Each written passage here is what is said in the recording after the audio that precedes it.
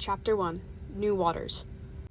The early morning sun cast soft beams of light onto Silva's bed, slowly drifting across her face, making her usually opaque freckles sparkle a grassy green color.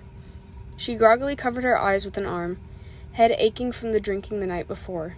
Slipping her legs out of bed, Silva walked to the window and pushed aside the curtains covering a window slightly cracked open.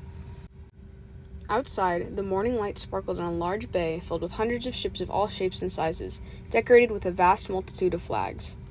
Fishermen and merchants lined the streets with carts of goods and pop-up shops, while races of all sorts bustled around the streets and docks. Pernia was known for having the largest harbor on Tahanu, the closest inhabited continent to Inglave.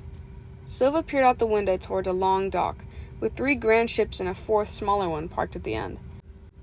It had taken the group 2.5 years to come up with the funds and the crew to buy and man the ships for their journey, and in addition to the burdensome costs of supplies. Unlike the others who had spent the night on board the ships, Silva opted to stay on solid land. It was important, as it was her last night in the known world. There she felt more comfortable, as wildlings often do, being strongly connected with the earth, plants, and animals through their natural inclination to Sylvain power and totemic mana. The street was packed when Silva made it down to the harbor. Today was worse than usual. People had gathered from every corner of Tahanu to the city for the annual music festival. She had to push her way through the crowded streets, finally arriving at their dock after an hour of traversing the urban maze. Their crew of about 40 was busy loading crates of supplies while Talis directed them, making Bjorn do the heaviest lifting, which was not to Bjorn's liking. She strode towards Talis, who was explaining eagerly to a young human crew member how to use utility ruin to light and heavy objects so he could carry them more easily on board. Silva paused nearby, waiting on Talis to finish his instruction. When he finally sent the young man on his way, Talis locked eyes with Silva. He turned to face her, smiling warmly. "We're almost ready to go. We just need to prep the sails and rudders, and then get a head count," he said, passively gesturing with a hand to the large ship on Silva's left. "Let's hope that the queue for leaving the port doesn't take forever. It's so busy with the festival in town. I figure it'll be a long wait," Silva remarked. "Yeah, you're right. And we'll have no way of knowing about the weather on our travel route after we leave Tahanu trade waters. Sky Watchers don't go out past the eastern waters, too close to Inglave," Talis agreed, brows pinching together for a moment. He let his face relax quickly and fronted a lively smile. "Let's not jinx it, okay?" he said in a spirited tone. To Talis, making the most of their trip was important. Silva knew that, so she smiled and asked where she should store her bags, making sure the mood was kept light for the rest of the time they had spent preparing the ships. The afternoon sun beat down on the crew of the Solaris, the lead ship of the expedition's small fleet. They had been stuck in a line of ships that sat in the middle of the grand harbor, all waiting for their turn to leave. Pernia's harbor had a detailed record system of every vessel that passed into its waters, making entering and exiting a slow process.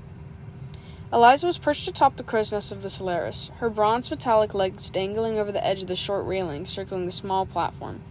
The salty ocean breeze brushed past her, making her curly hair flutter. She had volunteered to take the spot at the top of the ship because the sun wouldn't burn her metal limbs, of which she had 3. Modified humans weren't uncommon in old Colterra. When the Aether was introduced into the world after a catastrophic meteor collided with the planet, some humans began to be born with mutations and strange features.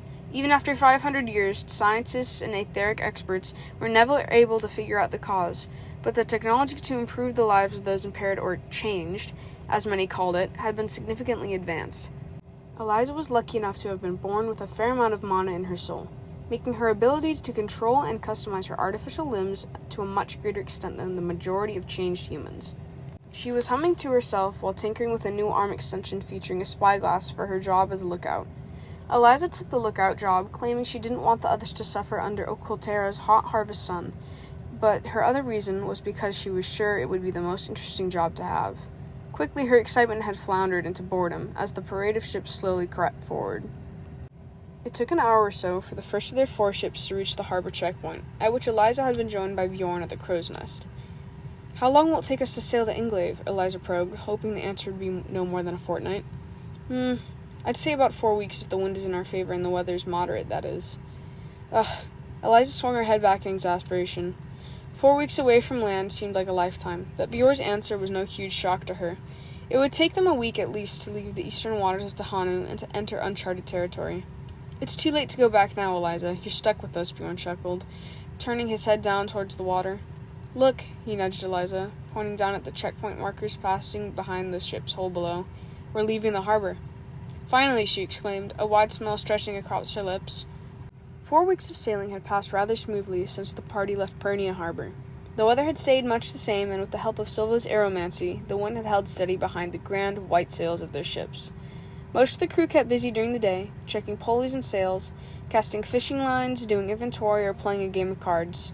Silva and Talus spent most of their time poring over maps in the navigation room above deck, while Rav and Eliza took turns at the crow's nest, often sitting together atop the nest to talk away their boredom.